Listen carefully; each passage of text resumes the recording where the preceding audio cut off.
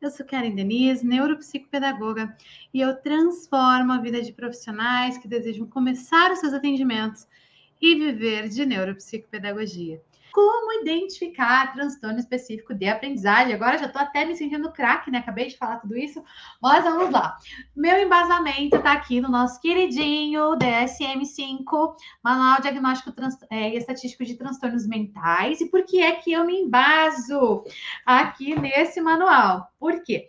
Porque ele é um manual que foi realizado um estudo pela Associação de Psiquiatria Americana.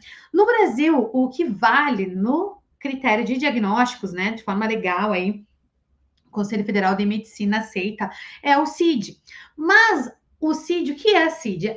A gente fala o, mas é a CID, porque é a Classificação Internacional de Doenças. E o que acontece? A CID se embasa no DSM. Então, quem sou eu para não me embasar no DSM, né? Alecrim dourado que nasceu no campo sem ser semeado, não sou, né? Então, eu me embaso no DSM, ele tem todos os critérios diagnósticos, né? Em especial, aí, de todos os transtornos mentais, em especial do transtorno específico de aprendizagem, que é aí o meu objeto de estudo diário, né, dentro aí da neuropsicopedagogia. Bom, vamos lá então. Eu vou falar como identificar o transtorno específico de aprendizagem. Vamos lá. Tô aqui nos meus slides, então. Então, primeira coisa, né, o que é o transtorno específico de aprendizagem? Ele tá errado aqui, tá, gente? É base de normalidades, eu esqueci de corrigir aqui. É um transtorno do neurodesenvolvimento de origem neurobiológica, com as suas bases de normalidade. Eu vou até corrigir aqui, gente. Deixa eu parar. Deixa eu ver se eu consigo diminuir aqui. Para corrigir aqui para vocês, ó. Bases de normalidade. Sem esse A aqui, senão já muda total o sentido do que a gente tem aqui. Eu tinha visto na apresentação anterior. Vamos lá. Então, com base de normalidades no nível cognitivo. Então, ele não afeta o nível cognitivo, né? Está associada aí a manifestações comportamentais de interação de fatores genéticos, epigenéticos e ambientais. E influenciam a capacidade, né, do cérebro, de todo o sistema nervoso, de perceber ou processar informações verbais, não verbais, com eficiência e precisão. Isso é muito importante, porque o transtorno específico de aprendizagem, ele vai afetar o processamento da informação. Ele é uma alteração neurobiológica que interfere a velocidade, a precisão e o processamento das informações, mas ele não tem caráter cognitivo, nem caráter de inteligência, tá bom? Então, ele não vai afetar a demanda da inteligência. Como identificar esse transtorno? Então, para ser enquadrado no TEAP, eu gosto de utilizar essa sigla para não confundir com TEA, tá? Então, eu coloco TAP, né? Transtorno específico de aprendizagem. Quem é minha aluna vai encontrar isso nos materiais, que às vezes eu disponibilizo, uns resumos, alguma coisa assim. Eu sempre ponho como TEAP, que é o transtorno específico de aprendizagem, né? Então, é necessário cumprir os critérios que estão presentes no DSM-5. Lembrando, né, que quem faz diagnóstico é sempre o médico. Bom, vamos lá então. Como identificar? O DSM nos traz 4 critérios diagnósticos principais. Ele se separa como A, B, C, D, né? A, B, C e D. Esses critérios, cada um deles tem os seus sintomas, né? Tem os seus sintomas bases. Então, por exemplo, vamos lá. Para o critério A. Então, o critério A é dificuldade persistente para aprender habilidades acadêmicas, dificuldades, né, para aprender habilidades acadêmicas. O que é isso? É uma dificuldade de compreensão de uma habilidade acadêmica. Essa habilidade acadêmica a gente só vai identificar no período de escolarização. E olha ali, ó, dificuldades persistentes. O que são dificuldades persistentes para o DSM? É a presença dessa dificuldade na vida do sujeito, atrapalhando o sujeito, causando prejuízo por no mínimo 6 meses. Por quê? Porque o transtorno, ele não é um transtorno para uma coisa momentânea. Ele não é uma coisa momentânea. Ele vai estar relacionado aí, no mínimo, 6 meses. Ele tem que estar presente, persistente, causando prejuízo para o sujeito. Não é assim, hoje ele veio para a escola, mas não quis ler, não estava conseguindo ler. Isso não caracteriza um transtorno, isso é um estado, né, momentâneo. Então, transtorno tem que ter persistência de 6 meses. Ele vai ser identificado, então, no início dos anos de escolarização formal. Então, não é possível a gente identificar habilidades acadêmicas antes desse sujeito ingressar na escola. Mas eu ensino em casa. Não é o mesmo ponto. Precisa da escolarização formal, tá? Dentro do período do desenvolvimento. Ele vai afetar o padrão normal da aprendizagem dessas habilidades acadêmicas básicas. Quais são as habilidades acadêmicas básicas? Então, o DSM mesmo ele já nos traz essas habilidades, que são leitura exata e fluente de palavras isoladas, compreensão da leitura, expressão escrita, ortografia, cálculos aritméticos e raciocínio matemático. Então, essas habilidades, elas estão relacionadas com 3 domínios acadêmicos básicos: leitura, escrita e matemática. Então, estas são as habilidades acadêmicas básicas nas quais o transtorno específico de aprendizagem vai trazer principal prejuízo. Ainda no critério A, não vai constituir na falta de oportunidade de aprendizagem ou educação escolar inadequada. O que isso quer dizer? Isso quer dizer que um transtorno ele não pode ser reflexo de alguém que não teve a oportunidade de se escolarizar. Por exemplo, né, a minha avó, ela tem 84 anos e ela não foi para a escola. Então, hoje ela é uma semi-analfabeta, né? Ela sabe ali fazer o nome dela, algumas continhas, né, para escrever algumas coisas, mas ela é uma semi-analfabeta. Ela não teve oportunidade de se escolarizar. Então, ela não se adequa, ela não se encaixa no critério de um transtorno específico de aprendizagem. E também não pode ser uma educação escolar inadequada. O que isso quer dizer? Uma defasagem. Por exemplo, né, nós estamos vindo aí o ano de 2021 com um reflexo de uma defasagem muito grande que ocorreu no ano de 2020 em virtude da crise sanitária que nós vivemos, né? O Brasil já tem um histórico, né, uma complexidade aí no seu cenário educacional, mas com a pandemia, a escola, né, foi para o online. Hoje a gente tem muitas escolas, ainda muitos estudantes que estão na modalidade híbrida, né, vão parcialmente para a escola, ficam em casa, tem aulas online. E isso ocasionou um prejuízo muito grande, uma defasagem escolar, uma dificuldade de aprendizagem, que nós não podemos categorizar como um transtorno específico de aprendizagem, tá? Então, principalmente nos dias de hoje, nós temos que ter muito cuidado ao classificar uma dificuldade de aprendizagem como um transtorno específico de aprendizagem, principalmente em função aí desse um ano e meio que nós vivemos aí de pandemia, de sistema online, de ensino, de sistema híbrido, tá? Então, ela não vai se caracterizar por essas dificuldades. No critério A ainda, pode prejudicar a aprendizagem de outras matérias, que são chamadas as habilidades acadêmicas subjacentes. Isso quer dizer que, por consequência da falta de habilidade acadêmica básica, leitura, escrita, compreensão matemática, pode afetar as outras áreas acadêmicas, os outros domínios acadêmicos, como, por exemplo, ciências, inglês, geografia, história, educação física, enfim, todos os outros domínios acadêmicos, tá? Dentro do critério A ainda, dificuldade de correlacionar grafema com fonema. Então, vai ter uma dificuldade aí de compreender, de relacionar o grafema, né, que simboliza o gráfico, né, o grafismo de uma letra, de uma palavra, com o seu fonema, que é a sua discriminação auditiva.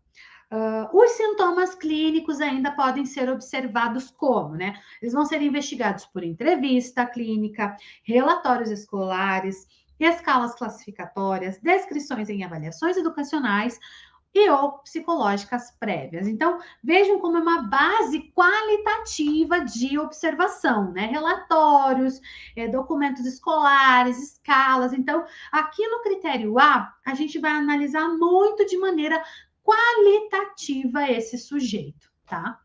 Bom, Aí, nós vamos para o critério B.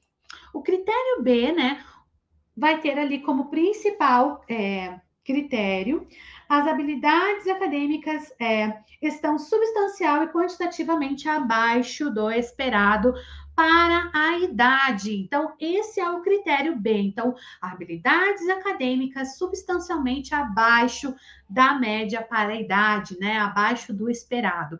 E essa idade, gente, correlaciona idade e escolaridade, porque não é só a idade, o até desempenho vai estar muito abaixo.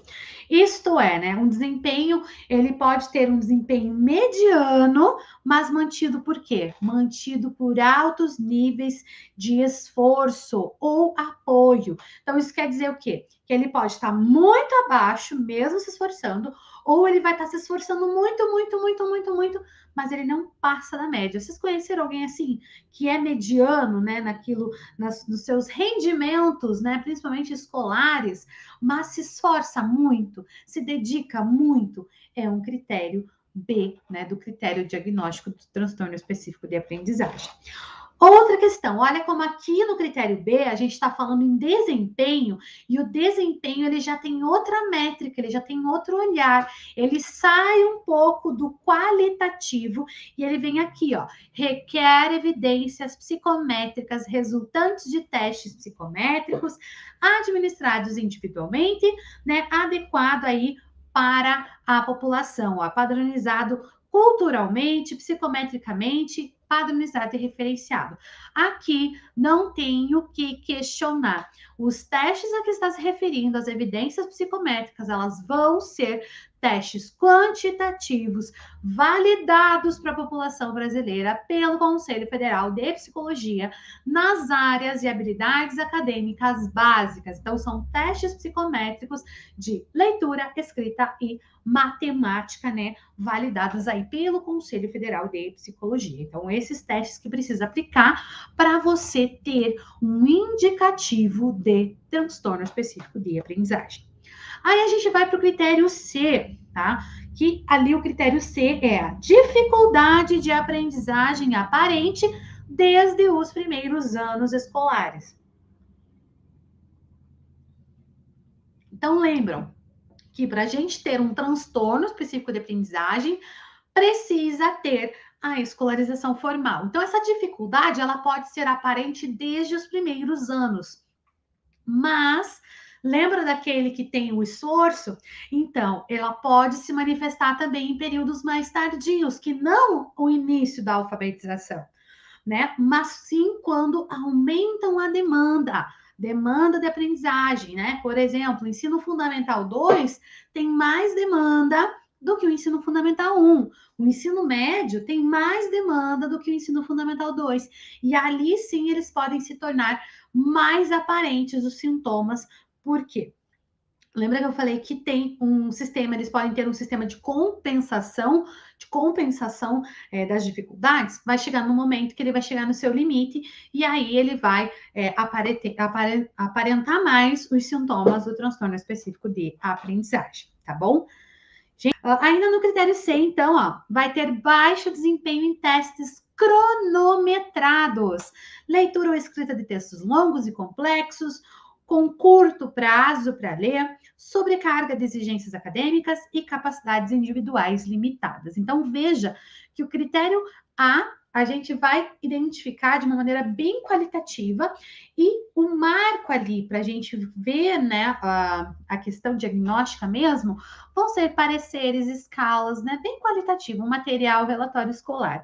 No critério B, a gente já vai para uma parte bem técnica, que a gente precisa de uma evidência psicométrica.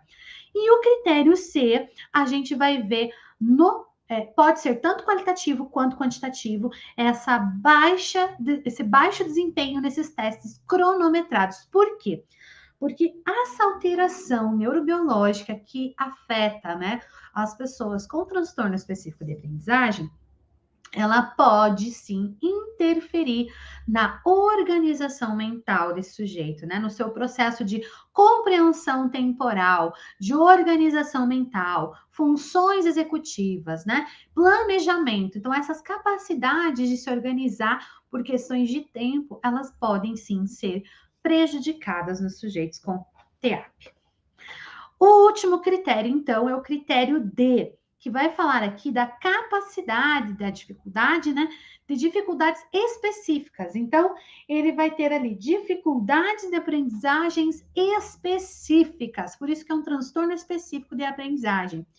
Não é atribuído a DI. O que isso quer dizer? Quer dizer que não pode, essa dificuldade de aprendizagem, essa dificuldade das habilidades acadêmicas básicas ou até mesmo das habilidades subjacentes, elas não podem ser derivadas de uma deficiência intelectual. A deficiência intelectual, nós já sabemos que é um transtorno que afeta a estrutura cognitiva, afeta diretamente a inteligência. Então, essa consequência, né, vai refletir na dificuldade das habilidades acadêmicas básicas, não sendo, né, o produto de um transtorno, não podendo se enquadrar esse sujeito com essa dificuldade num transtorno, tá?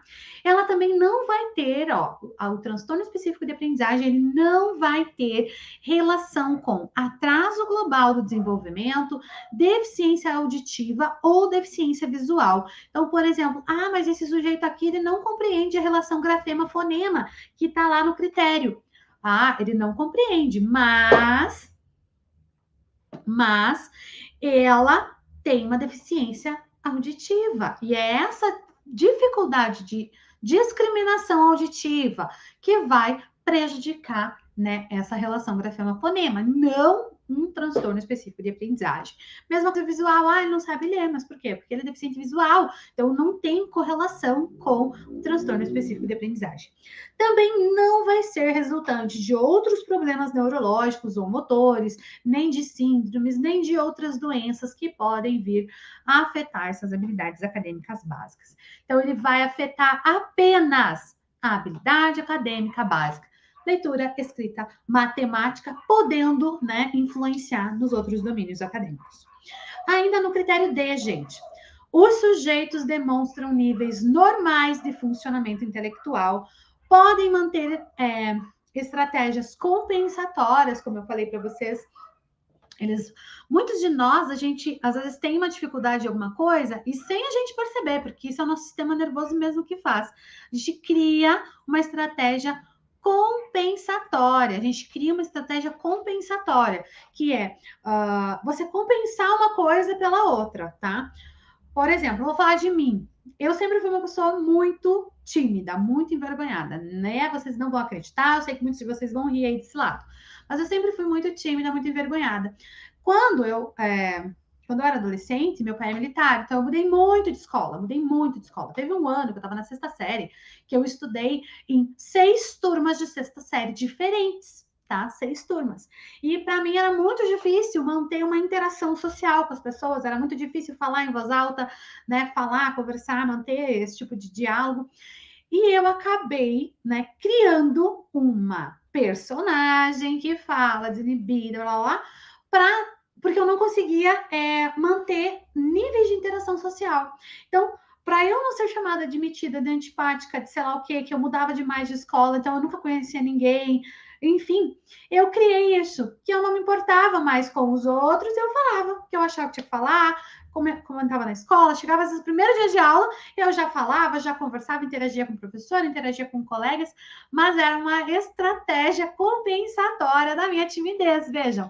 E hoje, né, quem me conhece sabe que eu ainda sou muito tímida, mas eu já não tenho mais vergonha de falar. Ainda bem, né? Porque se eu tivesse vergonha, como é que eu ia fazer para estar aqui falando para vocês? Mas foi uma estratégia compensatória que eu desenvolvi lá na minha adolescência, que eu trago comigo até hoje, que na verdade hoje já faz parte da minha personalidade, né? Já é algo que faz parte da minha personalidade. Bom, deixa eu continuar aqui para vocês, então. Não pode ser atribuído a fatores mais gerais, né, como desvantagem econômica ou ambiental. Por exemplo, a pessoa não sabe, não consegue compreender um conceito Uma vez eu vi nos livros didáticos, até quando estava fazendo faculdade, né, o erro do livro didático é trazer as estações do ano, por exemplo, como você vê assim, os marcos, né, de estação do ano. Por exemplo, verão, você vê aquele sol e praia. Aí, outono, aquelas folhas caindo, aquelas folhas bem amareladas, assim, caindo. Aí, o marco, né, do inverno, aquela neve, aquele né, telhadinho branco. E aí, você ter ali a primavera, né, cheia de flores. Por quê? Porque se você pega essa realidade, você vai para regiões do Brasil onde nada dessas imagens representa as estações do ano. Por quê? Porque no norte a gente tem as cheias das chuvas, né? As cheias das chuvas que vão marcar ali mais as estações do ano, principalmente em Amazonas, né? Que tem muita chuva e tem muitos rios e tal. No Nordeste, você tem outros marcos. Você vai ver neve lá no inverno, não vai ter neve no inverno. Então, isso são desvantagem cultural, desvantagem ambiental, que para um sujeito ele pode ter uma dificuldade de internalizar aquele conceito de primavera, verão, outono, inverno, com aquelas imagens, ele não vai conseguir relacionar aquela sequência de imagens, porque não faz sentido culturalmente e ambientalmente para ele, né? Eu mesma, que moro em Curitiba, a gente não tem neve aqui é frio pra caramba, mas não tem neve. Então, assim, a gente às vezes tem uma desvantagem cultural, ambiental que fica implícito no nosso componente curricular acadêmico. Então, isso não pode caracterizar transtorno específico de aprendizagem, tá? Quando não é do desenvolvimento cultural, do desenvolvimento social, do desenvolvimento ambiental, do aquele contexto ambiental daquele sujeito está inserido. Por isso que os testes psicométricos, eles esses testes psicométricos, eles são padronizados culturalmente. Por isso que vários testes, quando você vai aplicar, você tem uma tabela corretiva para sujeitos de escola pública e uma tabela corretiva para sujeitos de escola particular. Por quê? Porque o contexto ambiental, o contexto educacional é outro. Então, é muito importante que a gente não atribua esse tipo de fator, tá? E só pode ser diagnosticado após o início da educação formal, independente se é criança, adolescente ou adulto ou idoso, né? Por exemplo, a minha avó, vamos supor que eu queira verificar e há um possível diagnóstico de transtorno específico de aprendizagem, ela tem 84 anos e não sabe ler.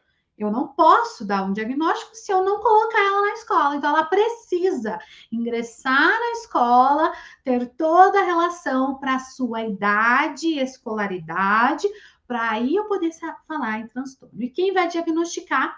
Apenas o médico. Nós, profissionais, principalmente da neuropsicopedagogia, ou professores, ou pais, nós precisamos conhecer esses critérios para que a gente consiga ter uma noção para auxiliar os sujeitos para identificar, porque quanto mais cedo a gente consegue identificar essa dificuldade, mais cedo a gente consegue intervir e melhor pode ser, né, venha a ser a qualidade de vida desse sujeito. Mas o diagnóstico quem faz é o médico. E agora a gente vai falar de diagnóstico dos critérios que baseiam o diagnóstico para o transtorno específico de aprendizagem. Como eu falei, é importante a gente conhecer, tá? Importante a gente conhecer, mas quem vai fazer diagnóstico, fechar diagnóstico, dar laudo diagnóstico é apenas o médico, a competência médica, tá? O psicólogo, ele tem, segundo a sua lei, né, do Conselho Federal de Psicologia, ele pode dar um psicodiagnóstico, mas para mim, psicodiagnóstico e diagnóstico, laudo médico é outra coisa, tá bom? Mas assim, o diagnóstico, então, ele vai basear como?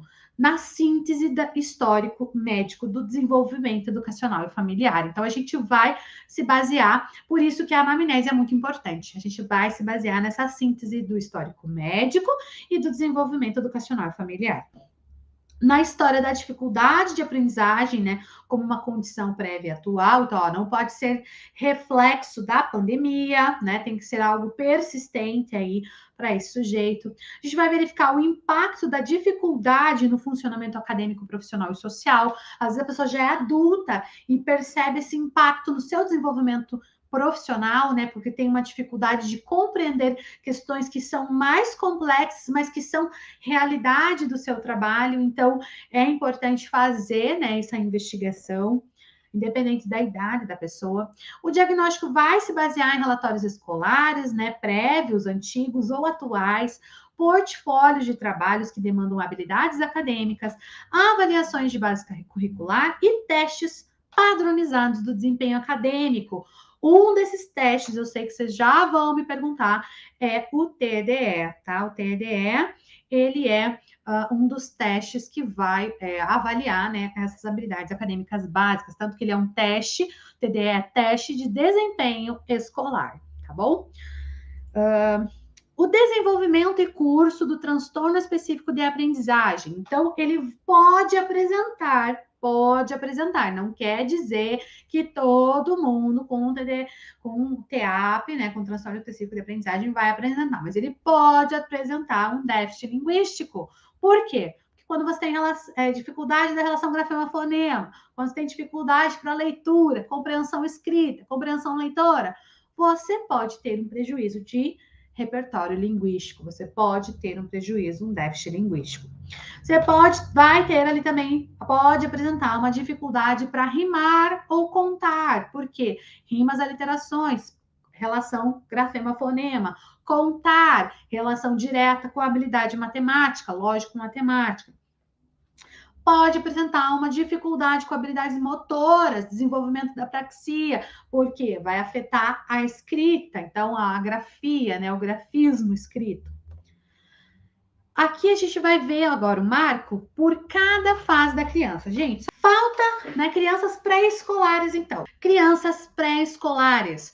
Falta de interesse em jogos com sons da língua. Lembra? Grafema, fonema, discriminação auditiva, compreensão da consciência fonológica e problemas para aprender rimas infantis. Então, é muito comum, né, em crianças pré-escolares. Aquela criança que não gosta, por exemplo, de cantiga de roda, porque as cantigas de roda, elas são rimas, são sons da língua, são jogos, né? Por exemplo, as musiquinhas lá folclóricas, né? Borboletinha tá na cozinha, fazendo chocolate para a madrinha. Poti, poti, perna de pau, olho de vidro e nariz de pica-pau, pau, pau. Vocês veem que tem aliteração aqui, né? Constante na música. Qual outras musiquinhas, né? Ó, o sapo, né? O sapo não lava o pé, não lava porque não quer. Ele mora lá na lagoa, não lava o pé porque não quer. Mas que chulé! Veja, ó, padrão direto de rima fonética. Então, crianças que têm dificuldade e falta de interesse, porque, gente, às vezes, ó, presta atenção, olhar clínico, às vezes, falta de interesse é uma máscara para dificuldade de compreensão de tal coisa. Aqui no caso, né, falta de interesse com os jogos, com sons de línguas e problemas para aprender a rimar e contar, né, rimas infantis, porque tem dificuldade. Então, essas crianças, elas podem falar como bebês, né? Podem ter dificuldade para lembrar nome das letras, números ou até mesmo dos dias da semana, já na idade pré-escolar. Eu não estou falando criança de 2 anos, 3 anos. Estou falando criança no jardim de infância, criança ali com seus 4, 5 anos de idade, tá? Tem problemas para reconhecer as letras do próprio nome, tá? Não estou falando em alfabetização, não estou falando em crianças ler textos longos, ler livros de infantis, estou falando em reconhecimento de letras do próprio nome. Por quê? Porque o nosso nome, o padrão, né, escrito do nosso nome, são as primeiras letras que a gente reconhece. Então, quando há dificuldade, tem que investigar, porque pode ser indicativo de transtorno específico de aprendizagem. Tá? Bom, vamos lá. Crianças, então, aqui, ali era pré-escolares, né? Aqui no jardim de infância ainda podem não ser capazes de reconhecer letras e números, não ser capazes de escrever o próprio nome, lembra que eu falei para vocês? Podem usar combinações inventadas de letras, vão criar umas letras lá, eles criam uns traços, né? E falam que são letras.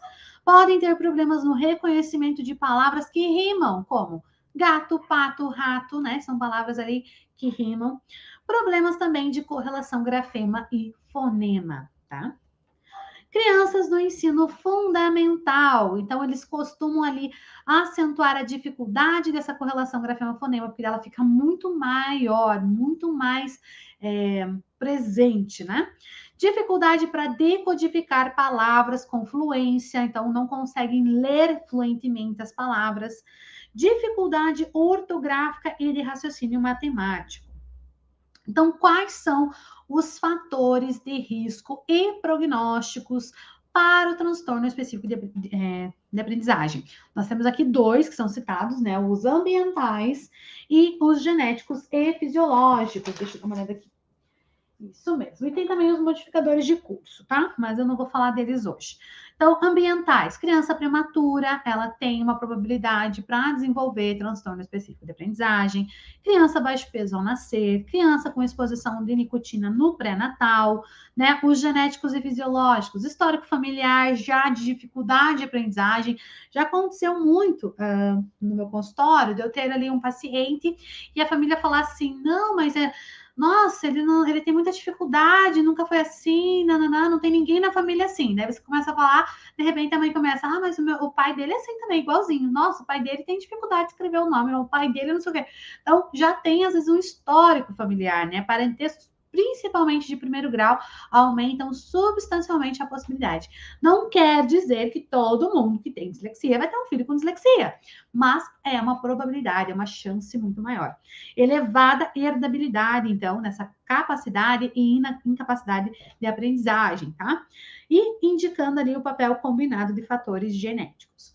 No DSM, como que a gente classifica? Então, quando a gente vai falar lá do transtorno específico de aprendizagem, esse é o nome completo dele, mas ele tem os seus subtipos, ele tem as suas habilidades específicas. E o DSM ele nos pede que a gente especifique. Um sujeito com transtorno específico de aprendizagem, ele nunca é um sujeito com transtorno específico de aprendizagem. Ele vai ser um sujeito com transtorno específico de aprendizagem com prejuízo em alguma coisa. Então, qual é o prejuízo? Pode ser na leitura, o que a gente chama carinhosamente aí de dislexia. Especificar, né, se ele tem a dificuldade na precisão da leitura, na velocidade ou fluência da leitura, na compreensão da leitura, na pontuação, na clareza ou organização da expressão escrita. Na classificação aqui, com prejuízo também, transtorno específico de aprendizagem com prejuízo na expressão escrita. Especificar-se na precisão da ortografia, na precisão da gramática, ou na pontuação, ou na clareza e organização da expressão escrita. E o terceiro subtipo, que é com prejuízo na matemática, que a gente chama aí também carinhosamente, o DSM traz o apelidinho de descalculia, pode especificar, né, se a dificuldade, o prejuízo é no senso numérico, na memorização de fatos aritméticos, na precisão ou fluência de cálculos, na precisão do raciocínio matemático. Então, todas essas áreas a gente precisa especificar, né, o transtorno. E aí eu trouxe duas citações que estão aqui no DSM, uma delas diz assim: crianças com um transtorno específico de aprendizagem podem parecer desatentas devido à frustração e falta de interesse ou capacidade limitada. A desatenção, no entanto, em pessoas com um transtorno específico de aprendizagem existe, mas sem TDAH. Não acarreta o prejuízo fora, né, dos trabalhos acadêmicos. O TDAH, a gente tem que ter um diagnóstico diferencial, porque o TDAH não é um transtorno específico de aprendizagem, tá? O transtorno específico de aprendizagem pode aumentar a desorganização, a desatenção, pode, mas não em níveis que prejudicam toda a vida do sujeito, todas as áreas, né? Mas sim apenas nas habilidades acadêmicas. E aí a gente tem aqui, ó, um transtorno específico da aprendizagem, como o nome implica, é diagnosticado diante de déficits específicos na capacidade individual para perceber ou processar informações com eficiência e precisão. Esse transtorno do neurodesenvolvimento manifesta-se inicialmente durante os anos de escolarização formal, caracterizando-se por dificuldades persistentes e prejudiciais das habilidades básicas acadêmicas de leitura, escrita e ou matemática. Por que esse e ou? Porque ela pode ser só na leitura, ela pode ser só na escrita, ela pode ser só na matemática, ou ela pode ser na leitura e na escrita, ela pode ser na leitura e na matemática, na leitura, na escrita e na matemática, tá? Então, é e ou por conta disso. O desempenho individual nas habilidades acadêmicas afetadas está bastante abaixo da média para a idade, ou níveis de desempenho não são aceitáveis, não são atingidos, somente com muito esforço, né, com esforço extraordinário. O transtorno específico da aprendizagem pode ocorrer em pessoas identificadas como apresentando altas habilidades intelectuais ou manifestar-se apenas quando as demandas de aprendizagem ou procedimentos de avaliação impõem barreiras que não podem ser vencidos por inteligência ou por estratégias compensatórias. Isso quer dizer, Karen, que sujeitos com altas habilidades podem ter um transtorno específico de aprendizagem? Sim, porque altas habilidades está relacionado com cognição, com inteligência, com QI, né, que é quociente inteligente. O transtorno específico de aprendizagem não tem correlação cognitiva. Ele está relacionado com uma alteração neurobiológica do processamento mental. Isso é um mito muito grande, tá, gente? Muita gente pensa que transtorno específico de aprendizagem a pessoa é burra. As pessoas falam assim, é burro, não sabe, não aprende, não tem capacidade, não tem inteligência, tem déficit cognitivo. É mentira, mentira, tá? É um mito muito grande que a gente precisa romper. Sujeitos com altas habilidades podem sim apresentar transtorno específico de aprendizagem como comorbidade. Para todas as pessoas, o transtorno específico da aprendizagem pode acarretar prejuízos duradouros em atividades que dependam de habilidades, inclusive, né, dessas habilidades acadêmicas, inclusive no desempenho profissional. Bom, eu trago aqui para vocês a referência, né, do material de hoje, então, é o DSM, nosso manual diagnóstico e estatístico dos transtornos mentais, tá bom? E espero que vocês tenham anotado muito, porque a metralhadora aqui disparou. Esses dias, tem a mãe de uma aluna minha, né, que hoje já é uma autoridade da PP, essa aluna, ela falou para mim numa live que a mãe dela me chama de metralhadora, né, porque eu começo a disparar e não paro nunca mais. E aí, esses dias, uma aluna minha colocou na comunidade lá que eu sou a metralhadora de conhecimento. Espero que essa metralhadora de conhecimento tenha conseguido metralhar muito conhecimento para que você consiga identificar os critérios diagnósticos do transtorno específico de aprendizagem e assim possa ter um olhar clínico sobre o seu paciente, sobre o seu aluno, sobre o seu filho, sobre quem for, para identificar, né, o quanto antes, porque quanto mais precoce a gente consegue ver os indicativos, mais a gente consegue fazer intervenção. E intervenção traz qualidade de vida, né? Intervenção traz qualidade de vida para o sujeito que tem o diagnóstico do transtorno. Então, gente, um diagnóstico de transtorno não é o fim do mundo, tá? Não é uma sentença de falta de capacidade, muito pelo contrário. É um alerta para que a gente consiga desenvolver estratégias que sejam, né, de desenvolvimento das suas funções cognitivas para que os sujeitos tenham uma melhor qualidade de vida. E por isso que eu falo, né, que a neuropsicopedagogia é um lugar que a gente planta neuropsicopedagogia e colhe sorrisos de aprendizagem. Bom, espero que vocês tenham gostado. Um super, hiper, mega beijo para você e até mais. Tchau, tchau, pessoal. Até mais.